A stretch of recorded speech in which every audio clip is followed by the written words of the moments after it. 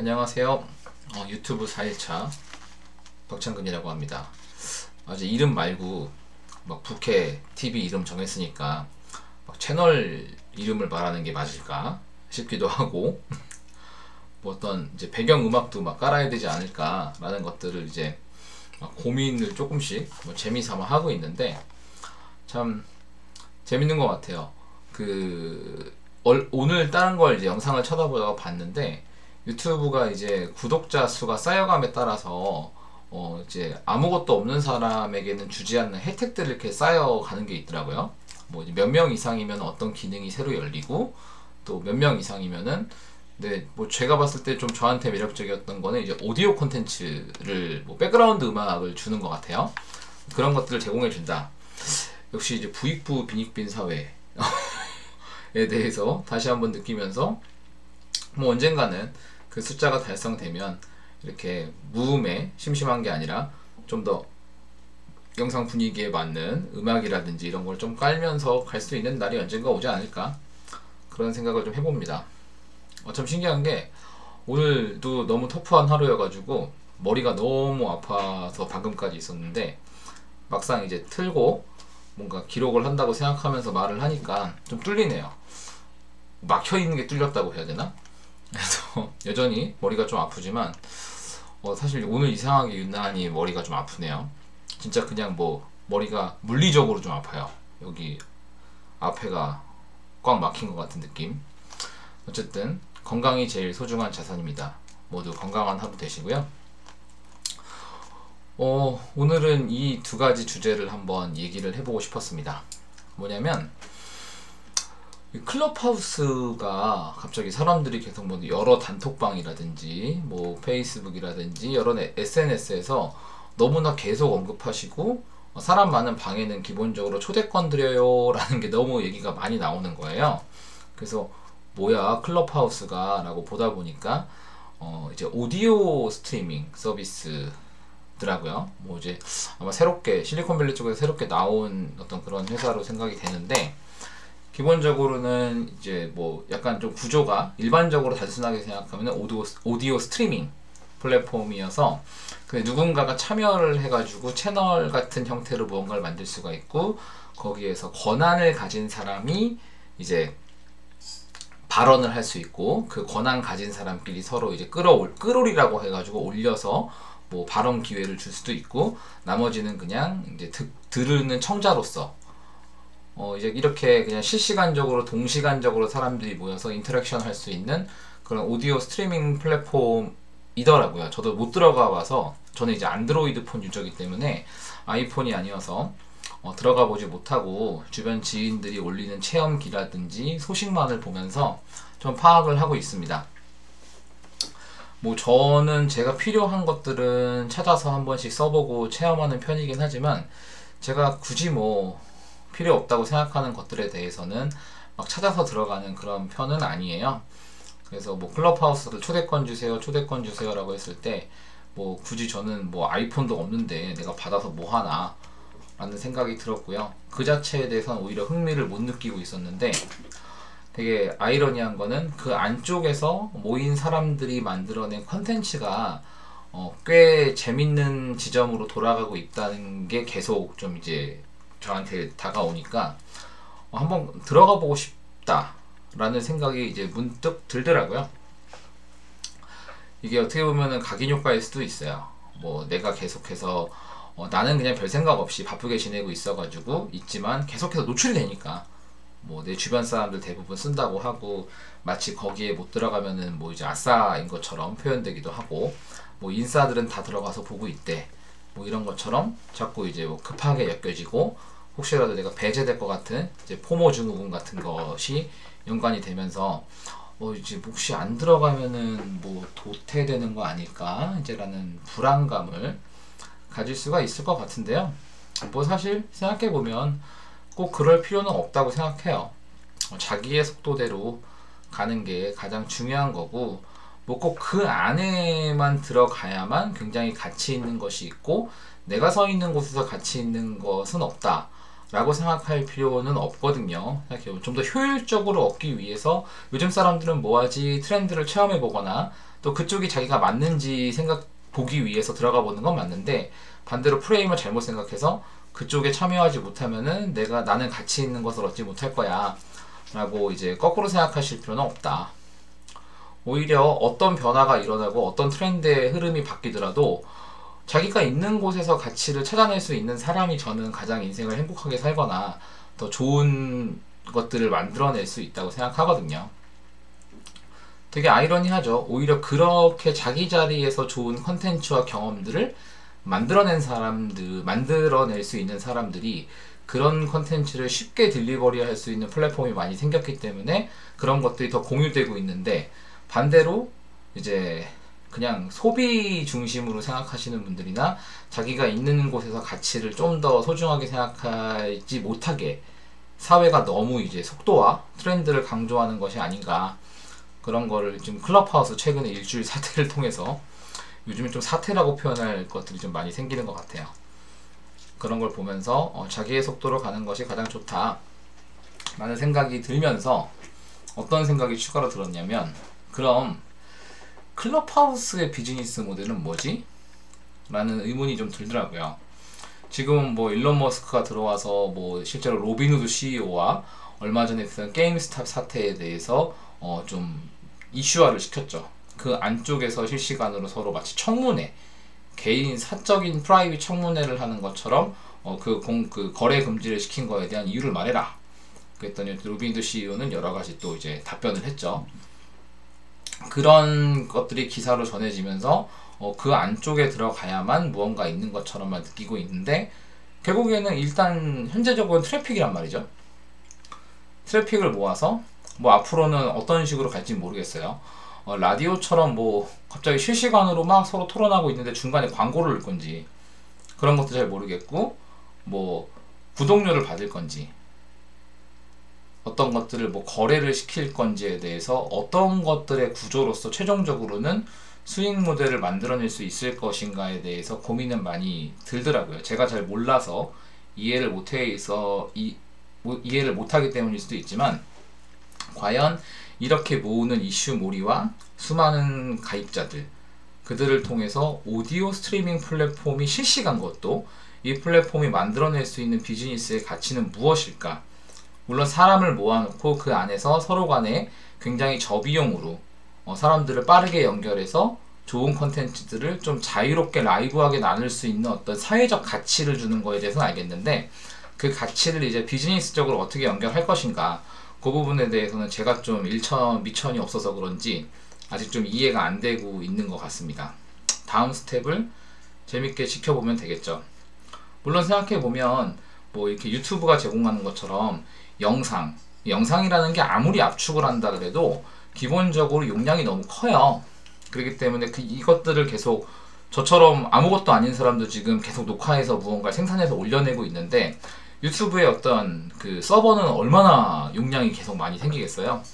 그렇기 때문에 사실 제가 반도체주를 좋아하는 이유도, 영상 스트리밍 플랫폼이 계속해서 활성화되는 이상 반도체주는 계속 간다 라는 어떤 그런 믿음 때문인데, 제가 이걸 모든 게 파는 날은 언제일 거냐? 이제 더 이상 유튜브 같은 것은 우리 인류에게 맞지 않습니다 라고 해가지고 이제 문 닫는 날, 그날 저는 그날 모든 반도체주를 다 매도할 겁니다. 뭐 이렇게 생각할 정도인데, 클럽하우스는 오디오 스트리밍이기 때문에 상대적으로는 좀 더 용량이 작겠죠.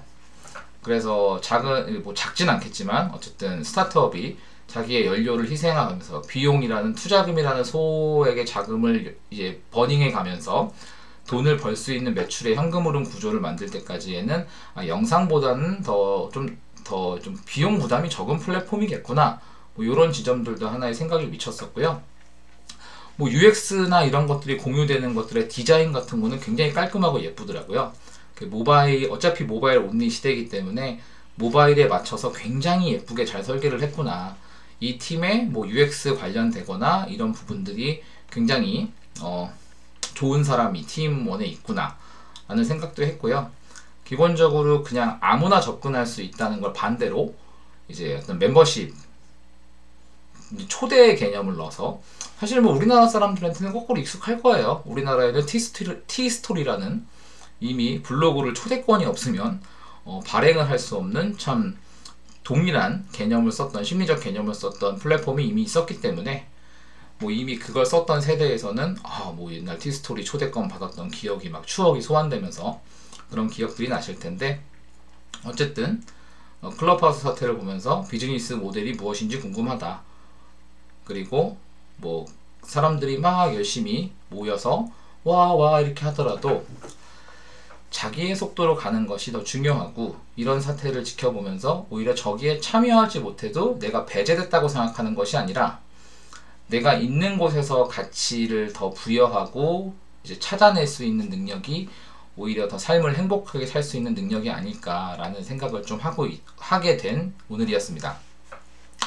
근데 여기서 이제 이 비즈니스 모델을 생각하다 보니까 넥스트로 넘어가면은 사실 요즘에는 뭐 업종에 관계없이 어떤 분야에서든 커머스를 좀 얘기를 하고 있는 것 같아요. 오늘의 가장 또 큰 소식 중에 하나는 우리 제프 베이조스 형님께서 이제 물러나시겠다고 CEO를 사임하시고 의장으로 물러나시겠다. 뭐 이제 의장으로 물러나시는 게 뭐 다 유행인가 봐요. 그래서 정말 한 시대를 풍미하고 정말 큰 산업을 일으켜 세우고 어떤 많은 기업의 조직 문화라든지 일하는 방식 그리고 어떤 전체 거래 유통과 물류에 대한 것들을 다 새롭게 생각하게 만든 어떻게 보면은 버티컬로 한 산업을 A to Z 진짜 커스터머 센트릭 내가 뭐 어떤 유통사다 이런 식으로 공급자 중심의 업을 정의해서 뭔가 수익 모델을 생각하는 것이 아니라 고객의 관점에서 필요한 것이 무엇일까 그러면서 계속해서 그 지점의 컴포넌트들을 찾아가는 그런 비즈니스 모델이 결국에는 이긴다 라는 지점을 증명했던 CEO가 사임하는 그런 하루였기 때문에 이 지점이 더 주제가 와닿았던 것 같습니다. 왜 모두 커머스를 얘기할까? 뭐 촉발은 결국에는 근데 아마존 때문인 거죠. 어떻게 보면 토이저러스가 이제 아마존 때문에 본인이 직접 판매할 수 있는 역량을 잃어버리면서 경영 전략에는 그런 얘기도 있어요. 자기가 잘하는 거 각자 하자. 근데 사실 잘하는 걸 각자 하는 것도 각자 돈을 벌 수 있을 때 얘기인 거죠. 한쪽이 너무 의존성이 디펜던시가 강해져 버려 가지고 내 수익 모델이 쟤한테 이렇게 너무 온라인 돼 버려서 나 혼자 독자적으로 생존할 수 없을 때 그럴 때는 주도권을 가질 수가 없어요. 그래서 토이저러스와 반대의 전략을 써서 D2C 베이스로 나가서 지금은 오히려 성공적으로 대응했다고 평가받는 나이키의 사례가 자주 회자되는 것도 이런 지점으로 볼 수 있는 거죠. 왜냐? 결국에는 제가 생각하기엔 되게 단순하다고 생각합니다. 자기가 통제권을 갖기 위해서 자신의 비즈니스 모델의 통제권을 잃지 않으려면 결국에는 표현은 쉽게 커머스라고 표현을 하지만 아주 더 본질적으로 보면은 고객과의 접점을 잃지 않겠다는 것. 결국에는 누군가는 내 걸 사줘야 하는 거잖아요. 그래서 뭐 그것이 B2B가 됐을 경우에는 기술일 수도 있고 그냥 부품 하나더라도 누군가는 사줘야 하는 거고요. 내가 그걸 중간에 유통하더라도 누군가는 반드시 그거를 사줘야 합니다. 그런데 기술이 중앙화 시스템으로 만들어져 있건 블록체인으로 만들어져 있던 이런 거는 테크니컬적인 문제고 결국에는 거기를 통해서 돈이라는 걸로 치환돼서 가치가 만들어지려면은 반드시 누군가의 컨슈머가 존재를 해야 돼요. 뭐 예를 들면 제가 일하는 자동차 회사 같은 경우에는 일단은 협력사들이 부품을 저희 회사에 파는 거죠. 그럼 저희가 고객인 겁니다. 그들한테는 이것도 하나의 커머스인 거예요. 그런데 우리 쪽의 종속성이 강해지면은 이제 납품 단가에 대한 부분들에서 계속 우리도 우리 회사의 이익을 생각하다 보면은 계속해서 협상하고 조율하는 과정에서 이걸 주는 쪽이 되게 마진폭을 낮게 가져가거나 협상력에서 좀 불리해지면은 당연히 이런 구조들이 생기겠죠. 뭐 이거는 꼭 모든 회사가 동일한 겁니다. 자기 협상력이 세지면 세질수록 상대방에게 비용을 전가하고 나의 수익을 더 많이 가지려고 하는 거는 비단 모든 회사가 다 추구해서 어떻게 보면 좀 안 되는 사고기도 한데 뭐 성과로 입증해야 되는 부분들이 있다 보니까 그렇게 갈 수밖에 없는 거죠. 그런데 우리는 어쨌든 그렇게 1차 커머스를 통해서 구매한 부품들과 우리의 기술 역량을 가지고서 잘 만든 완성차를 다시 고객들한테 커머스 합니다. 그렇기 때문에 이 거래라는 지점이 최종적으로는 성사가 돼야, 이게 어떤 구조로 돼 있던 거래라는 지점이 성사가 돼야지 그 회사가 독자적으로 생존할 수 있는 최소한의 힘을 갖게 되는 거죠. 팔았을 때마다 마이너스가 나는 구조로 파는 회사는 결국 망하는 거잖아요. 그렇기 때문에 모두가 지금의 시점에서 커머스를 얘기하는 건, 옛날에는 자기의 기능 단위의 역할만 잘해도 순차적인 커머스, 순차적인 거래가 일어나서 최종 소비자한테 도착할 때 그걸 하는 회사들은, 옛날도 D2C를 하는 회사가 있었죠. 저희 회사는 계속해서 자동차를 고객한테 직접 팔았기 때문에 뭐 D2C를 계속 하고 있던 거예요. 이 지점이 변한 건 없고, 뭐 해외 같은 경우에는 딜러십이 있기 때문에 딜러한테 팔고 그쪽에서 했을 뿐인 거지. 그리고 근데 이런 것들을 전문적으로 할 수 있는 유통사라는 게 있어가지고 그들이 좀 각각의 기능에 최선을 다하는 걸 했지만, 이 단계별로도 이미 거래라는 건 존재를 했어요. 근데 이 거래 단계가 짧아진 거죠. 되게 최소한의 비용으로 자기의 플랫폼을 구축해서 직접 딜리버리를 할 수 있게 되다 보니까 오히려 유통사가 위기를 느꼈었고, 근데 그 위기를 거꾸로 유통사들이 극복해낸 게 아니라 아마존 같은 이제 새로운 길을 추구했던 회사들이 거꾸로 물류라든지 더 그 실제 고객의 관점에서 필요한 것들을 끼워 맞춰서 새로운 개념의 거대한 거래 플랫폼을 만들어내다 보니까, 이제는 사실 고객들이 이제 산업을 운영하시는 분들이 커머스를 해야 된다고 얘기할 때는 좀 아직까지는 개념 정리가 안 된 상태에서 혼선적으로 운영되는 부분들을 느낄 때가 있어요. 어떤 커머스를 하고 싶은 건가? 이런 거에 대해서 정확히 정의되어 있지 않고, 이제 그냥 아직까지는 케이스 스터디를 하면서 여러 가지 이제 레슨 런들을 하고 있다. 그런 상태가 아닐까라고 생각이 되고요. 결국에는 커머스를 얘기하는 것은 겉으로 커머스를 얘기하지만 뒤에 숨겨져 있는 기본 본질은, 나는 산업 생태계에서 산업 주도권을 계속 갖고 싶다 라는 것들을 결국 말하는 거나 마찬가지고요. 누군가에게 종속성을 갖지 않고 나의 물건에 비용을 지불할 사람과 직접적으로 협상력을 가지고서 거래를 하고 싶다 라는 부분을 의미하는 거라고 생각합니다. 사실 뭐 프레임 문제기는 한데, 뭐 쿠팡은 이제 고객들 관점에서는 너무나 좋은 플랫폼이라고 누구나 인정을 하고 있죠. 근데 이제 공급자들 관점에서는 좀 쿠팡이 좋긴 좋은데 매출이 일으키게 굉장히 많은 트래픽과 그런 것들을 진행해주기 때문에 좋기도 한데, 조금 불합리한 걸 강요하는, 근데 그거는 쿠팡이어서 그런 게 아니라 구조적으로 그렇게 흘러가게 돼 있어요. 어쩔 수 없는 거죠. 그게 뭐 쿠팡이 아니라 뭐 다른 회사 이름, 뭐 UF가 그렇게 됐더라도, 티몬이 그렇게 됐더라도, 어떤 회사가 그렇게 됐더라도 그런 식으로 거대해지면서 자기 영향력이 강해지면은 본인 수익을 더 우선적으로 생각할 수밖에 없는 게 구조적인 이슈입니다. 그런데 네이버는 프레이밍을 잘하고 있다고 생각이 들어요. 뭐 누구나 무료로 만들 수 있고, 거래 수수료가 거의 뭐 한 3.8% 정도 밖에 받지 않는다. 그래서 거의 뭐 너무 좋은 플랫폼이다라고 하지만, 사실 여기 숨겨져 있는 어떤 맹점은 자기가 뭐 스마트 스토어 같은 거를 만들어서 정말 고객을 막 이제 다 끌어올 수 있는 자기만의 영향력이 자체적으로 있지 않은 이상, 사실은 거기에도 비교 검색을 당장 붙이는 순간 수수료가 추가로 붙게 되고, 어떤 별도의 광고를 좀 잘 집행해가지고 뭐 자기가 뭐 SEO 검색 최적화도 알고, 뭐 파워링크를 되게 저렴하게 사용하는 법도 알고, 뭐 어떤 퍼포먼스 마케팅에 대한 되게 전문가라면은 뭐 어느 정도 그렇게 정말 네이버가 제공하는 최소한의 수수료만 가지고도 운영할 수 있겠지만, 대부분의 사람들은 그럴 수가 없거든요.